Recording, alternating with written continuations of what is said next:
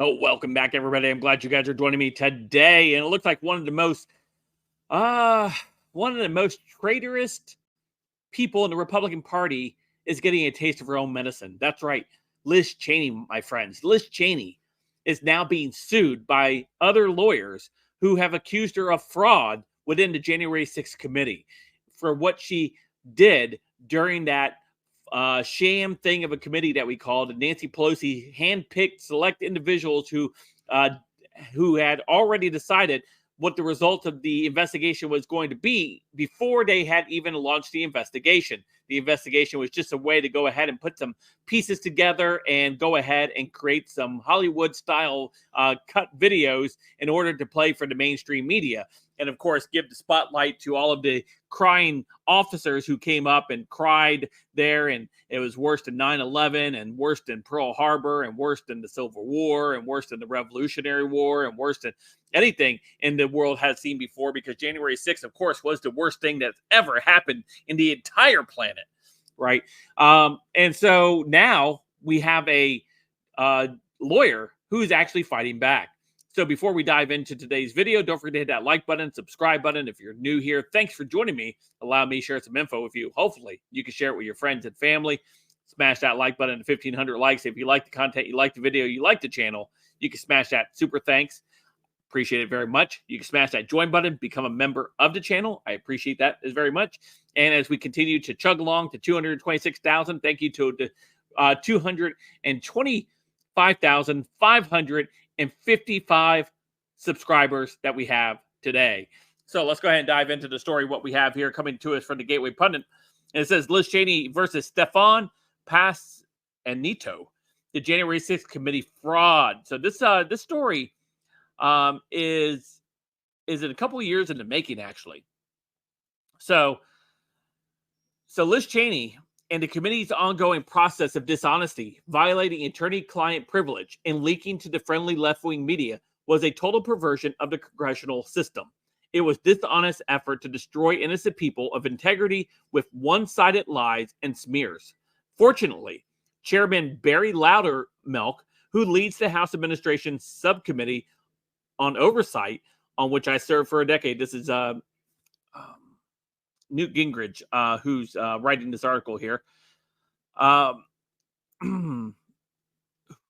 has doggedly looked into the January 6th committee's lies and manipulation.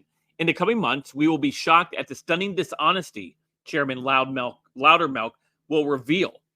Passanito represented several witnesses before the January 6th committee with no problems. He represented Cassidy Hutchinson, who precisely the same integrity. In fact, he represented Hutchinson through multiple interviews covering about 20 hours. Hutchinson was a desirable witness for the committee because she entered the White House in her early 20s and became a special assistant to the president and coordinator for legislative affairs.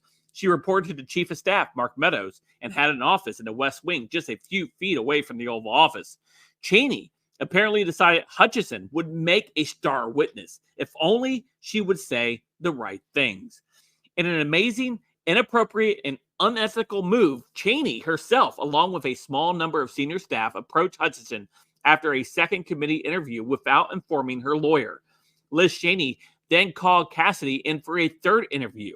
Again, the lawyer serving as counsel was neither Cassidy nor Cheney ever informing him that they had been speaking without his knowledge. Contacting Hutchinson without informing Passanito was clearly unethical, and it appears as Liz Cheney instructed Cassidy not to tell him that they had spoken. This was a profound breach of legal ethics. Liz Cheney knew this well. She earned her law degree from University of Chicago.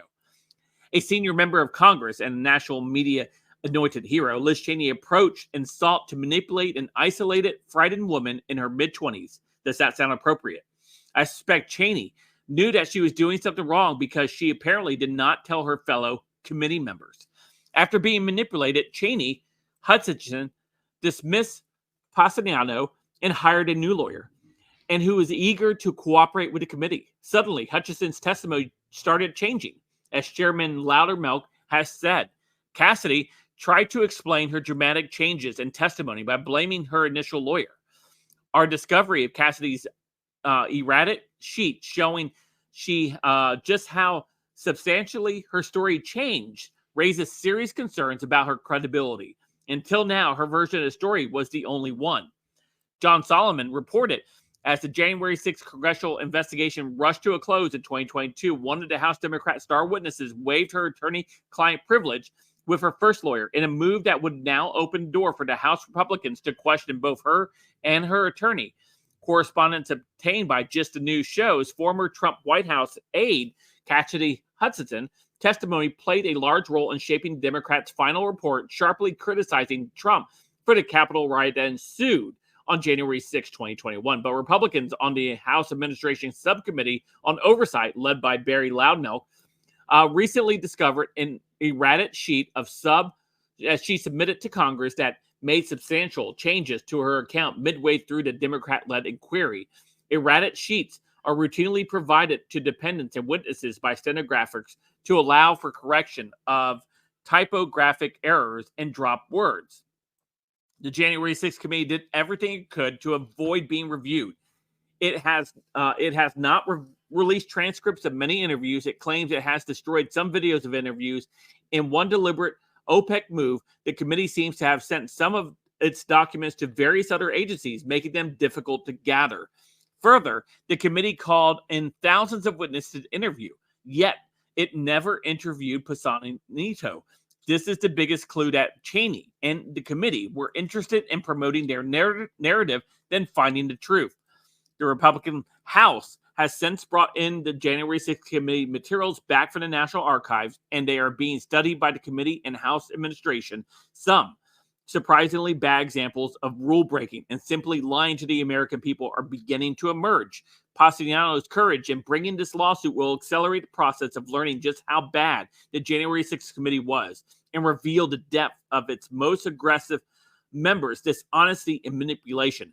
History will not grant Liz Cheney or January 6th committee members the profile and courage they want. It will record a profile of deception, distortion, and vengeance. I have no doubt that Stefan Pasanito will emerge from this lawsuit with his integrity intact and reputation restored. I can't say the same for Liz Cheney. Yeah. Liz Cheney should be very nervous right now, along with a lot of the other January 6th committee members, as this lawsuit is going to reveal discovery and it's going to reveal many other things that they did that was unethical and probably even illegal. So we look forward to following this lawsuit. We look forward to Liz Cheney continuing to sweat it out. Let me know what you guys think in the comments down below. Of course, you guys can follow me on all my socials in the description down below. Don't forget to hit that like and subscribe button. And until next time, I'll see you guys later. Have a great day.